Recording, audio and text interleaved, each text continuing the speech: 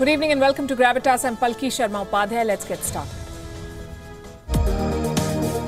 Gravitas, co-presented by SBI Mutual Fund, a partner for life. Skoda Superb, best in next class. Co-powered by Star Health Insurance, the health insurance specialist.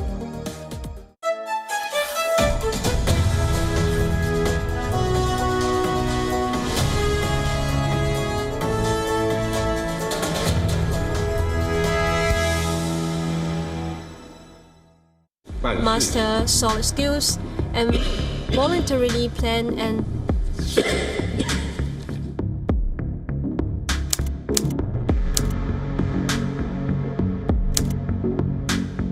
we gather here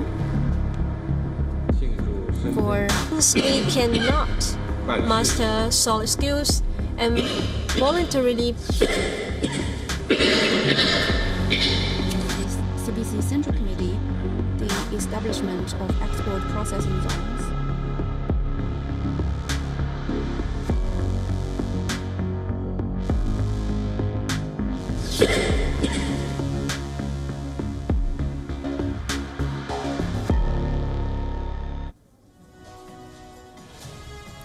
If you Google the word cough, you'll find a scientific explanation. A cough is your body's way of responding to an irritant in your throat. An occasional cough is normal and healthy. But if you're the president of the country that exported a deadly virus to the whole world, your cough is not just another cough, it is global news. It is fuel for speculation. And so it happened that Xi Jinping had multiple fits of cough during a speech. The Chinese state cameras tried to hide him, but their mics caught the audio. The clips have gone viral since, and so has the question. Is Xi Jinping COVID positive? Has China's virus reached its president? Logic says the assumption is far-fetched, it's extreme. But experience says, with China, you never know. There is no limit to what they'll hide. China's cover-up stretches from dubious vaccines to hidden cases. On Gravitas tonight, we'll discuss how China's actions have won it the distrust of the world, and how the president's cough may undo months of propaganda to project that China has defeated the virus it gave us. Also on the show, is social media manipulating the US election? Twitter and Facebook have blocked a New York Post story against Joe Biden. It's triggered a storm. We'll tell you all about it. In Pakistan, the government launches a major crackdown ahead of an opposition protest. Hundreds of opposition workers have been arrested. Tens of thousands of Afghans flee violence in the province of Helmand as the Taliban launch another offensive amid stalled peace talks. And the Vatican begins its first ever sex abuse trial. A whistleblower says he wrote to the Pope, but he was expelled from the church. We begin as always with Gravitas Global Headlines. India's Ministry of External Affairs has said New Delhi has been invited for the meet on Rohingya refugees hosted by the US, the UK, the EU and the UN Refugee Agency. India would also be delivering a submarine to Myanmar, which will be the country's first submarine.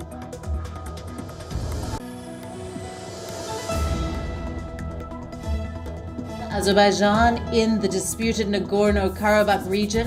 Azerbaijan has accused Armenia of trying to attack its gas and oil pipelines and warned of a severe response. Armenia has denied the claim. In an effort to reset ties with India, Nepal's Prime Minister KP Sharma Ali has reshuffled his cabinet and shunted out the Defence Minister Ishwar Pokhrel. This comes ahead of the Indian Army Chief Naravani's visit to the country in November. As Minister Pokhrel has been one of India's most vocal critics, Indian Army Chief Naravani will be visiting Nepal in the first week of November. The visit aims at improving bilateral ties between the two neighbouring nations. Thai protesters clashed with police after Thailand imposed a state of emergency in an effort to end 3 months of protests, calling for reforms to the monarchy. Gatherings of 5 or more people have been banned. Publication of news and online messages that could jeopardize national security have also been banned. Authorities have been allowed to prohibit people from entering designated locations.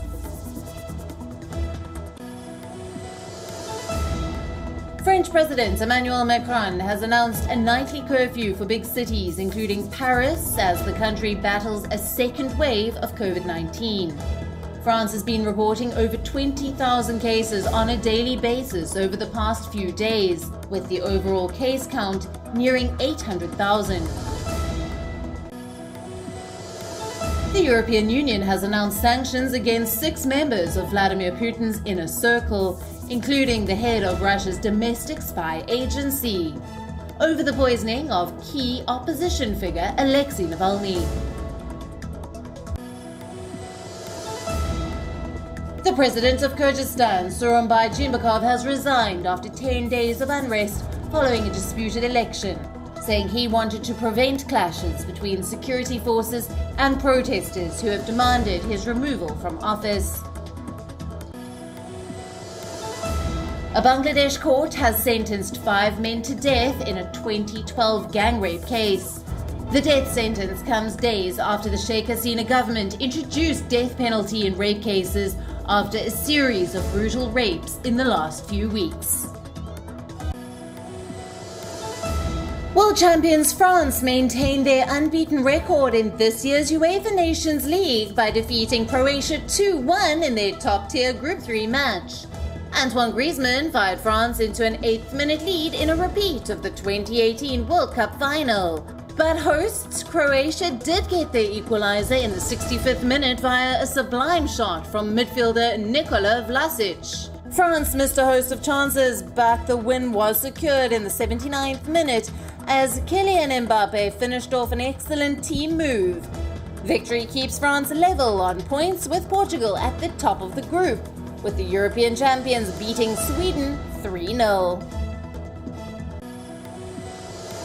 Former badminton world number 1 Kidambi Shrikant reached his first quarterfinal of 2020 after a straightforward win in the second round of the Denmark Open. The 5th-seeded Indian was up against Canadian Jason Anthony Hoshwi and produced a confident display to wrap up a 21-15, 21-14 victory in just 33 minutes. He will now face second seed Chu Tien Chen in the last 8.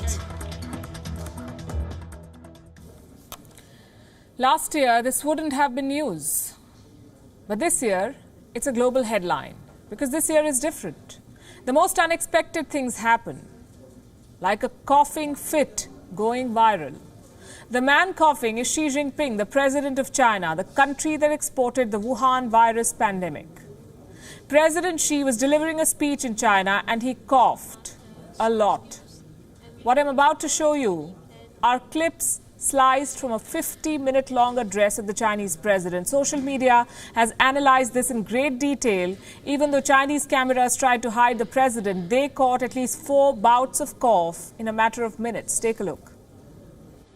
Which means we cannot master solid skills and voluntarily plan and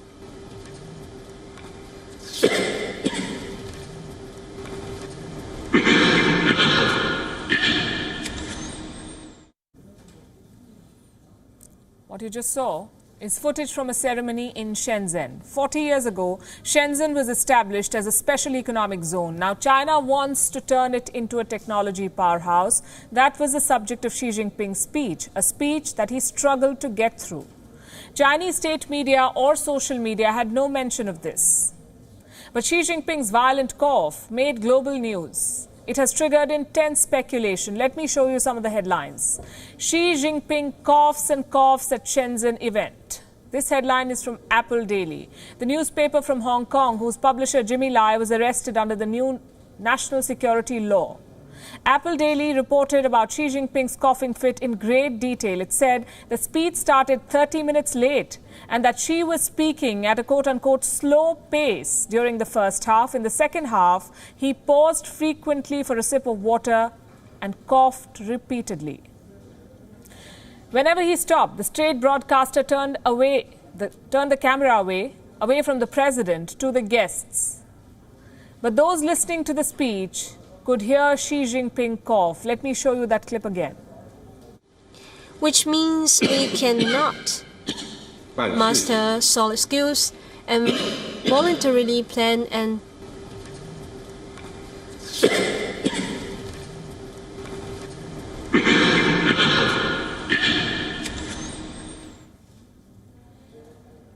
These clips went viral, fueling intense speculation. The Epoch Times asked, Xi Jinping in Shenzhen, is he infected?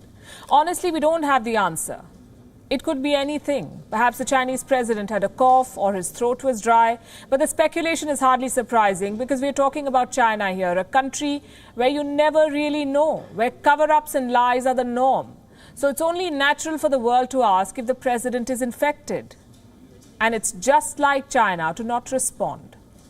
Beijing should come clean. Even if the president has a condition, speaking out might improve their image. And he won't be the only one to have tested positive if he has. Leaders are not immune to coughs, or to the Wuhan virus for that matter. US President Donald Trump tested positive. So did Boris Johnson of the UK, Jair Bolsonaro of Brazil. The presidents of Bolivia, Guatemala and Honduras were infected too. As were the prime ministers of Armenia and Russia. Xi Jinping would be just another name on the list. But he won't be.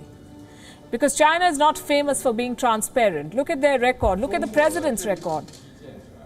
He had also mysteriously disappeared when the virus first spread in China. He went missing from public view not once but twice. Then he appeared without a mask. In a bid to prove that China has defeated the virus, he lifted lockdowns, allowed pool parties. The stunt may have backfired. He sat coughing with China's top leaders in close proximity without a mask on. He may have compromised all of them. Someone like Donald Trump would have been hauled over the coals for something like this. But in China, nobody questions the president. Everyone says the virus has been defeated. Which brings me to something that the world has been collectively wondering about. Everywhere, there's a looming second wave, another round of lockdowns, but China seems to be immune from its own virus. If you go by official figures, Nepal has more cases than China. Can you believe it? Nepal is about 65 times smaller than China. It has 120,000 cases. China has only 91,000 cases. It's either a lie or a miracle. If China has figured out the magic formula to beat the virus, why doesn't it share it with the world? After all, it did not think twice before sharing the virus with the world. What China is doing is hiding the cases, underplaying outbreaks. Take the case of the Chinese city of Qingdao. It reported an outbreak. Do you know what happened? 2 health officials were sacked over it. A hospital president and the director of Health Commission are now under investigation. The city reported 12 cases. Reports say the authorities will test all 9 million people in the city for new infections.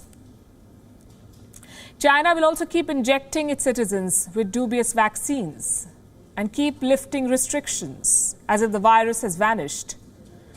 Take a look at this. These are images from the Golden Week holiday. Large crowds thronging the Great Wall of China. Or this, the now famous pool party in Wuhan. So many propaganda videos to show that China has bounced back. One man's cough can undo a lot. And talking about undoing things, China's wolf warriors have ruined its relations with many countries. China's aggression has lost its friends. Now, China's foreign minister is trying to undo the damage. After his difficult visit to Europe, Wang Yi is on a tour to Southeast Asia. This is a diplomatic mission. The United States has been trying to reach out to these countries, and China wants to stop them from becoming America's allies. But the Chinese foreign minister faces a hostile crowd on this tour. This report tells you why. Wang Yi is a man on a mission. Beijing has dispatched its foreign minister on a 5-nation tour to Southeast Asia, as the United States tries to firm up an alliance with China's rivals in the neighborhood. Wang Yi is visiting Cambodia, Malaysia, Singapore, Laos and Thailand. Out of this list, 4 countries recently signed up to join a new partnership led by the United States. Thailand, Myanmar, Cambodia, Laos and Vietnam are now members of the new US-Mekong Partnership, an alliance designed to keep China in check. With his visit, Wang Yi is trying to keep some neighbors within China's fold, but it won't be easy. Southeast Asian countries haven't been fans of China, especially those countries that stake a claim to the South China Sea, a region where the Chinese Navy has stepped up its aggressive activities. Wang Yi's first challenge is to contain the fallout of China's military actions. So the Chinese foreign minister is turning up the charm offensive.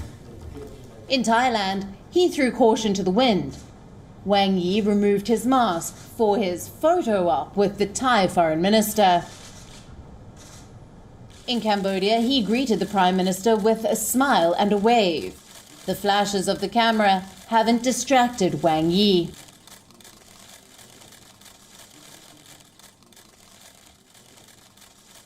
In Malaysia, he took aim at the Quad, the alliance between India, Australia, Japan and the United States. The Chinese foreign minister said America wants to maintain its hegemony through the Quad. The so-called Indo-Pacific strategy proposed by the US, in essence, it is built on the Quad mechanism involving the US, Japan, India and Australia, and aims to build a new NATO in the so-called Indo-Pacific.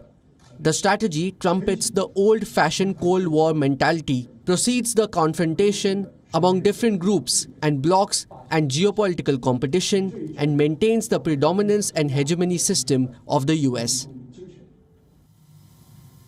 With those words, Wang Yi tried to distract the world from China's own activities. Reports say China conducted fresh naval exercises in Bohai Sea. As Xi Jinping inspected the Chinese Navy on Tuesday, the Chinese president was in Guangdong province, a move that experts believe sent a signal to the Chinese forces to prepare for any potential military conflict. With his visit to Southeast Asia, Wang Yi wants the world to forget about China's expansionist drive. But with each military drill, China finds its list of friends in Southeast Asia shrinking fast. Bureau Report, WION, World is One.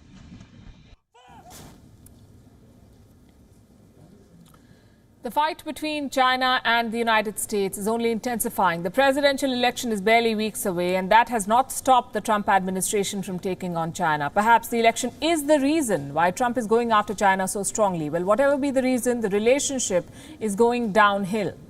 The latest point of contention is Tibet. The United States has appointed a Tibet coordinator, a senior human rights official. What will he do? Promote a dialogue between the Dalai Lama and China. This post is not new, but it's been lying vacant since Trump came to power. Now, in the thick of the election, he has filled the vacancy. The message is quite clear. America does not want to leave any opportunity to pull China down. Robert Destro, the Assistant Secretary of State for Democracy, Human Rights and Labour, will take this job. The announcement comes right after China's re-election to the UN Human Rights Council, a council that America, by the way, left 2 years ago. U.S. Secretary of State Mike Pompeo briefed the press yesterday, and he used the opportunity to once again criticize China on its human rights violations.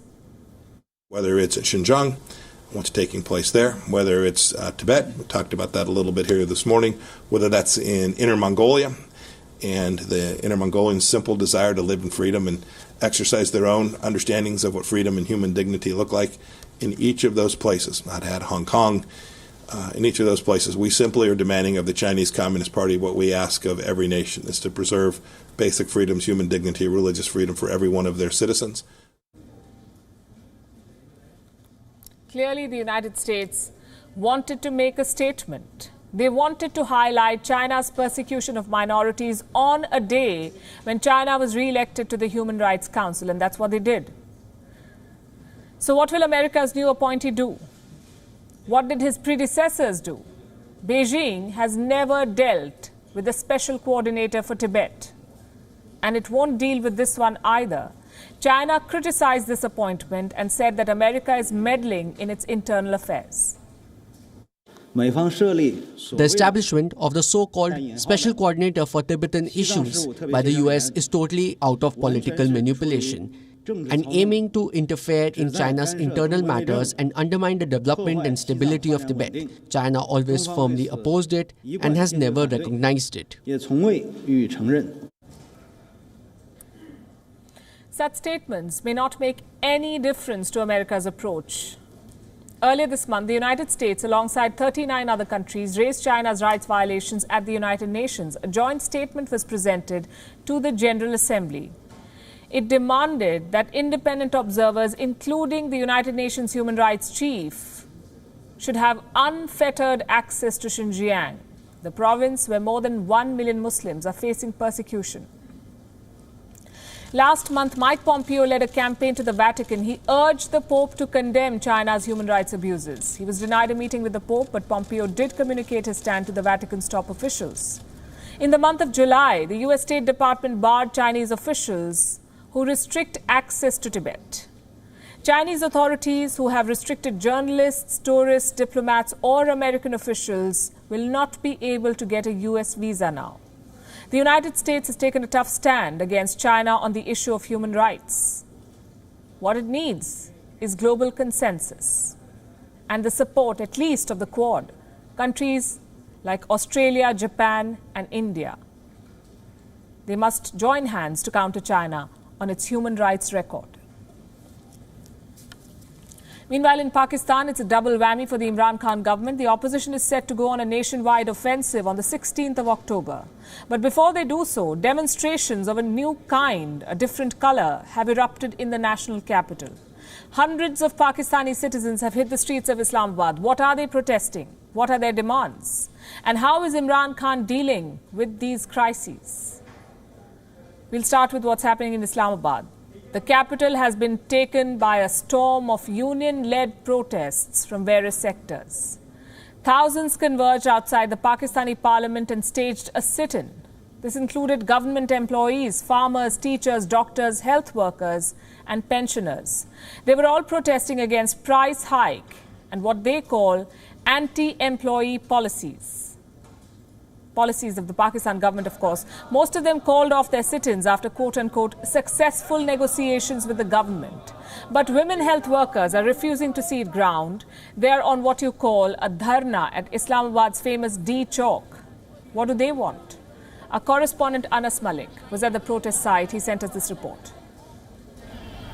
Well, I'm standing at Islamabad's famous D Chowk, and the protesting workers right behind me are lady health workers. Yesterday, we saw a plethora of protests here at the D Chowk in Islamabad, where people from different walks of lives, mostly government employees, those laborers, clerks, teachers, and doctors as well, they came protesting. But their protests were called off after negotiation. And the lady health workers right behind me, as you can see, they are there, and they are demanding that their protest that their demand should be met, that there should be basic job security, infrastructural changes. They should be given pension upon the requirement.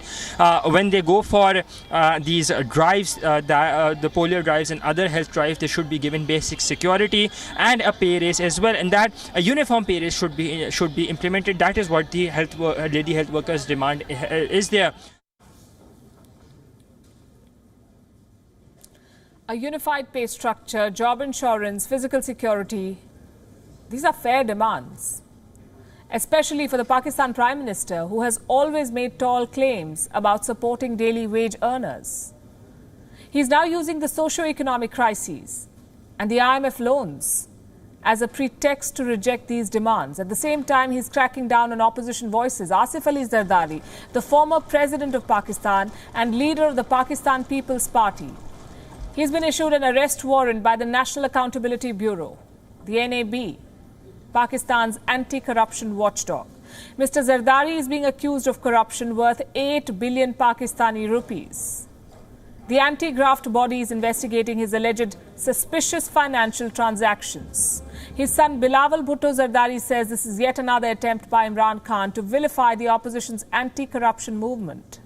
In a tweet, he said these tactics are not new and will do nothing to deter his party. And the Zardaris, by the way, are not the only ones being targeted by the Pakistan government. Maryam Nawaz of the Pakistan Muslim League is also on the radar. Reports say the Pakistan government may block all routes to Maryam Nawaz's residence to stop her from attending the first opposition demonstration scheduled for Friday. Then we come to the opposition workers. According to the Dawn, more than 400 opposition workers in Pakistan have been detained. For what? For flouting COVID-19 guidelines. Yet another excuse, say critics, to sabotage the planned demonstrations.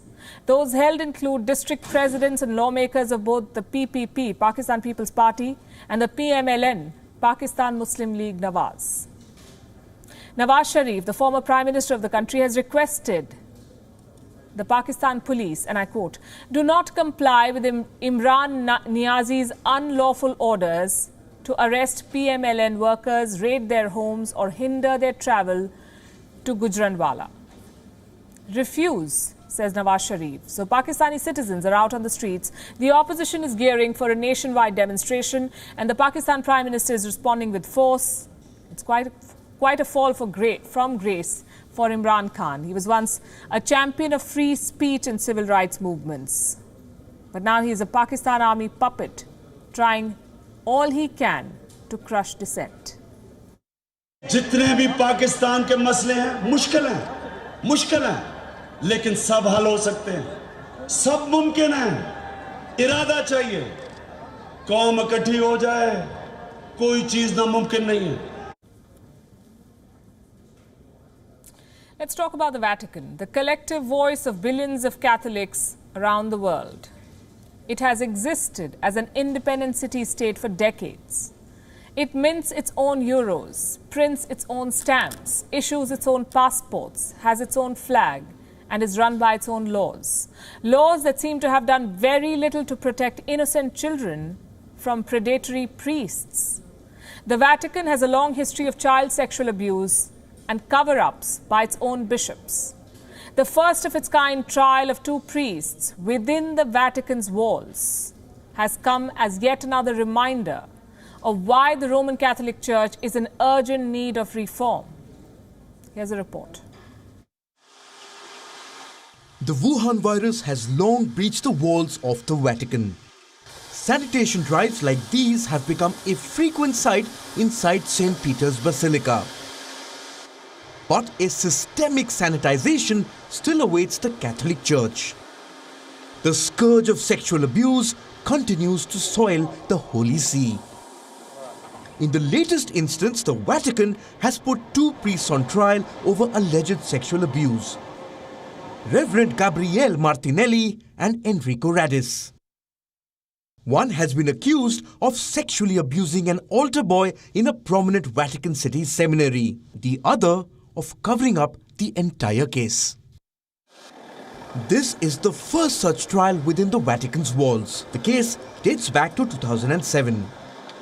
According to the charges read in a courtroom, the priests forced a 16-year-old boy to submit to cardinal relations, acts of sodomy and forced masturbation.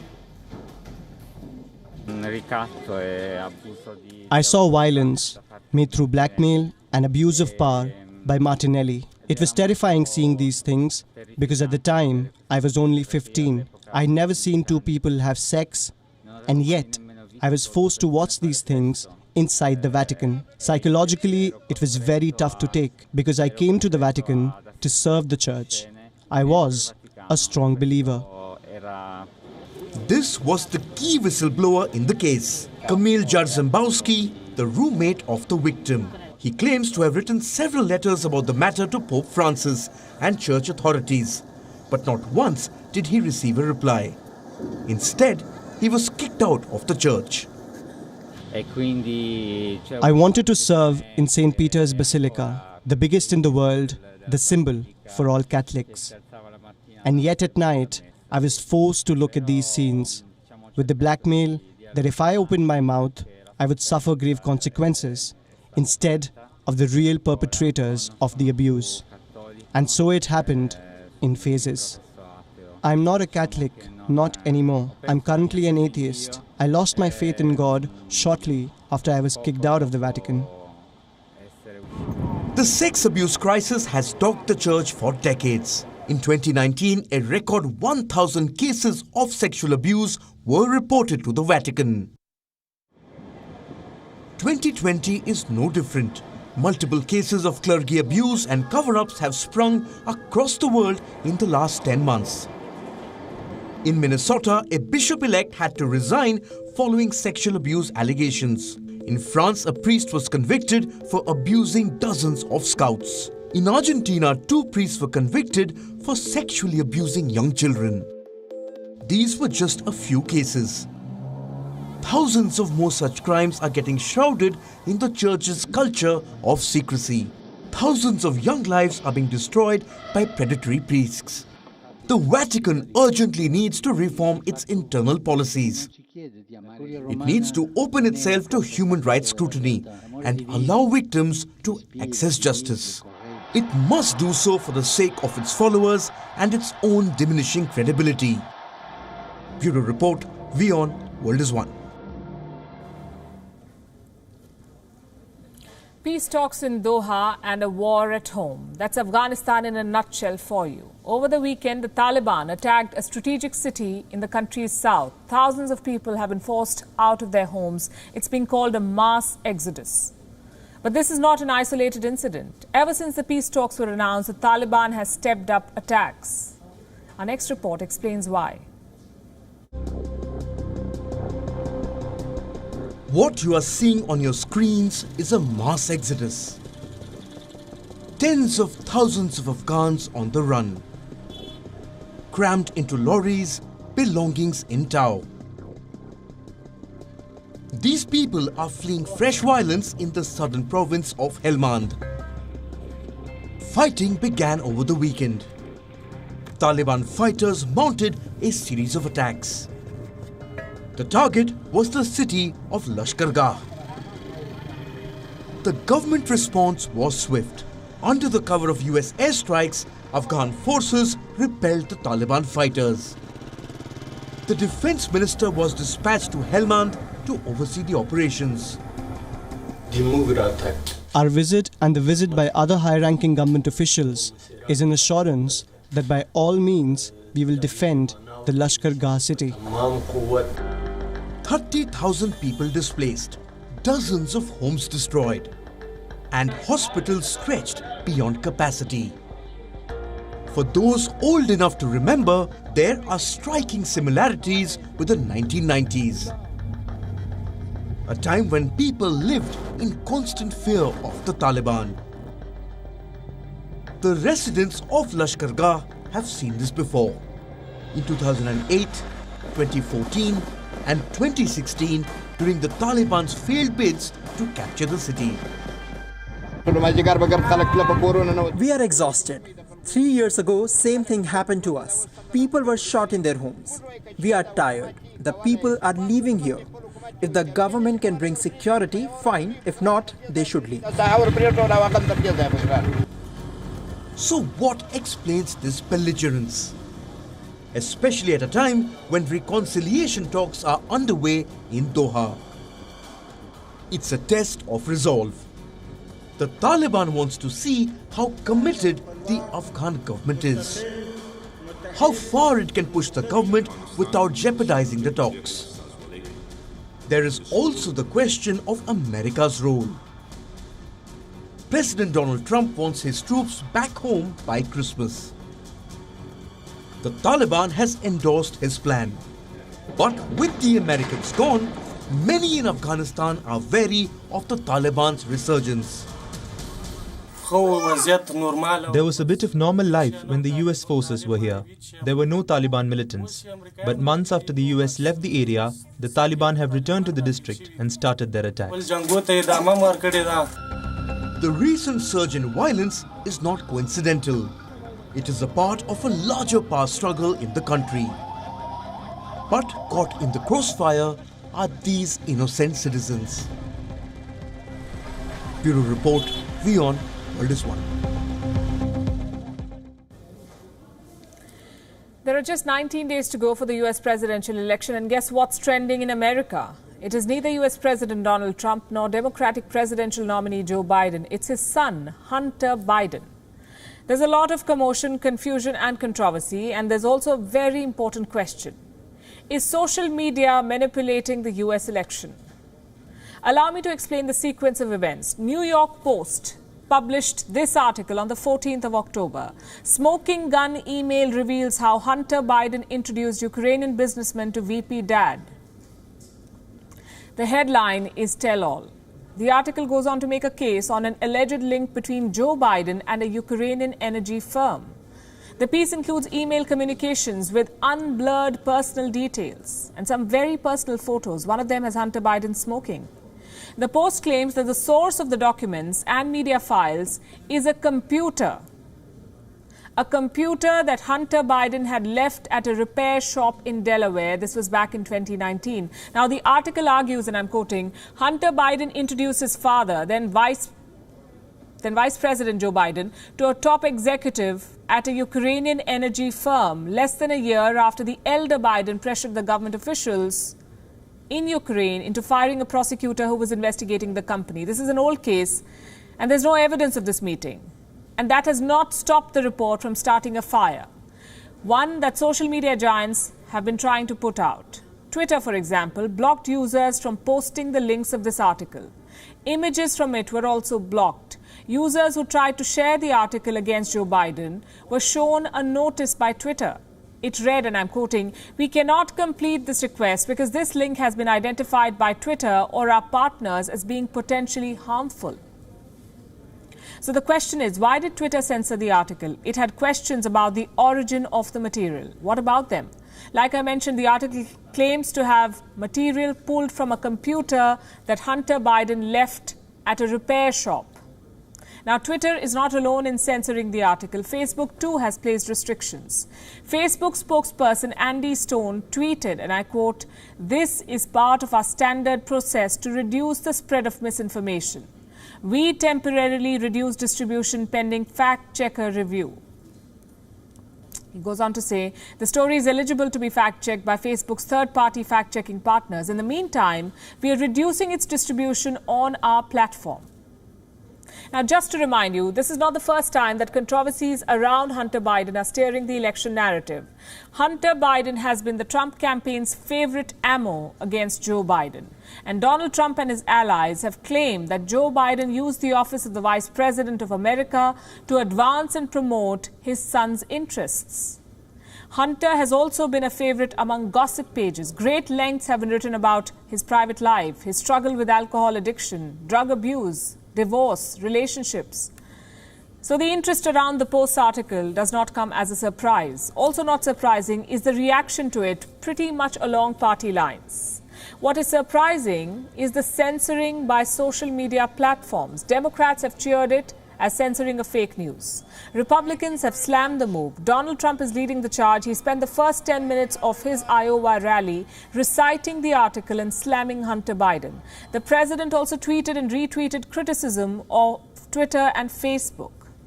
One of the tweets accused Facebook of meddling in the election. Do you think there's some truth in his allegations? As for Twitter, it received a letter from Senator Ted Cruz calling the censorship of the story hypocritical. The senator had 6 questions for Twitter. This is the last one. Let me read it out to you.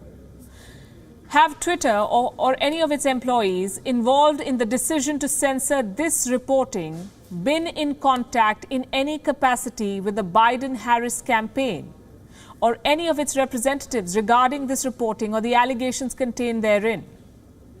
He also asked if Twitter has ever censored anti-Trump stories. Twitter has responded to the criticism.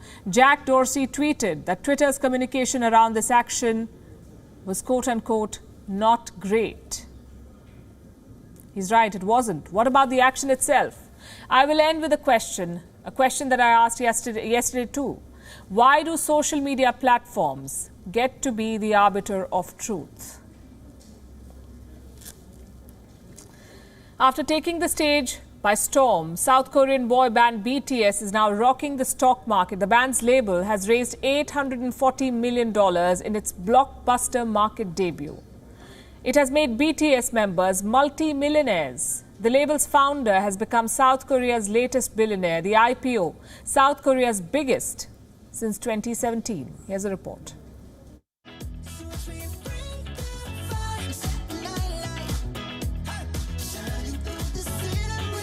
Recognize them?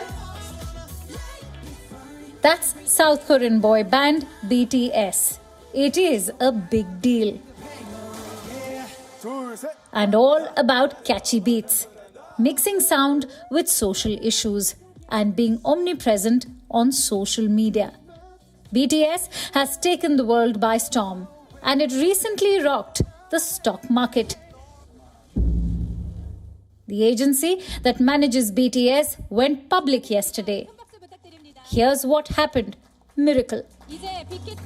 This is Xi Jinping. He is the founder of Big Hit Entertainment, the agency behind BTS. Bang is now a billionaire. His company's shares opened at 270,000 won on October 14. By the end of the day, Big Hit Entertainment raised 963 billion won, or $840 million from 7.13 million newly issued shares. Big Hit Entertainment has become South Korea's biggest IPO since 2017. And Xi Jinping, the country's newest billionaire. His estimated value is $3.2 billion. These numbers will be symphony to the ears of a BTS fan. But here's one that may ring in horror. 22. That's the number of months every South Korean man is expected to spend in the military. South Korea has compulsory military service, and that applies to BTS too, which means the band may be staring at an end. Or is it? Exceptions to conscription are rare, but they have been made. Footballer Son Heung-min and his South Korean teammates were exempted from the military after they won gold at 2018 Asian Games. Award-winning pianist Seong Jin-cho was exempted too. BTS has brought a lot of pride and money to South Korea, almost $4 billion annually. They are the reason. 1 in 13 foreign tourists visited South Korea in 2017. Seoul is already making exceptions for the boy band. South Korean men are expected to complete their military term by the time they are 28. Jin, the oldest member of the band, turns 28 in 2 months. He has not enrolled himself in the military yet. Jin's conscriptions have been postponed until 2021. We will wrap with a question. Will it be fair on other South Koreans if BTS is exempted from military service? In an opinion poll, 52.4% South Koreans said they wanted exemptions reduced or terminated entirely. Bureau Report, WION World is One.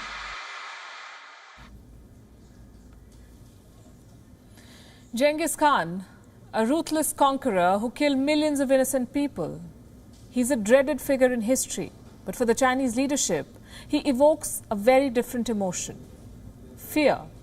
China has asked a French museum to not mention him in its exhibition on the Mongol emperor. Our next report explains why. He would raise an army, and he will take it all back. Countries often take years to confront their difficult history. But not China. It simply rewrites it, with the help of a vast censorship regime. A museum in France recently got a taste of this. The Nantes History Museum was slated to stage a Genghis Khan exhibit next year. The Inner Mongolia Museum was roped in to help. It was smooth sailing for a while, before the Chinese government got directly involved. Beijing sent a list of demands, some of them outrightly bizarre. China asked the museum to not use the words Genghis Khan in the exhibit. Yes, you heard that right. A Genghis Khan exhibit that does not mention the words Genghis Khan. China also wanted the words Empire and Mongols to be dropped. The idea was to strip the exhibition of its identity, but the organizers were having none of it. They cancelled the event and made sure everyone knew who was to blame. China was trying to rewrite Mongol history and culture, not just by interfering in exhibitions, but through a campaign of forced assimilation in the province of Inner Mongolia. The Nantes Museum took note of this campaign. The museum's director made it clear that they would always protect human, scientific, and ethical values. But why does China feel threatened by Genghis Khan? To answer this, we must once again address China's approach to its uncomfortable past. In the 13th century, the Mongols invaded China. Millions of Han Chinese were killed in the conquest. An offshoot of the Mongol Empire ruled over China for almost a century. It was this Mongol offshoot that gave China its current borders. In the 1980s, China tried to appropriate Genghis Khan, to portray the conqueror as one of their own. In 1987, Beijing erected a mausoleum in his honor. All that's changed under Xi Jinping. Minorities, including ethnic Mongolians, are under threat. They are being forced to learn Mandarin in schools, a move that is expected to endanger the mother tongue. The regime is urging Han Chinese to relocate to Inner Mongolia. It is all part of China's grand plan to achieve homogeneity. But ethnic Mongolians have pushed back. Last month, thousands of students flooded the streets in protest, some with their parents in tow. Schools also started reporting a drop in attendance, as parents refused to send their children to classes. The Nantes Museum episode has taught the world community a crucial lesson. Chinese censorship is not all-encompassing. If a museum can stand up to Chinese interference, why can't world powers? Bureau Report, WION, World is One. On that note, it's a wrap. We're leaving you as always with Gravitas images. Thanks for watching.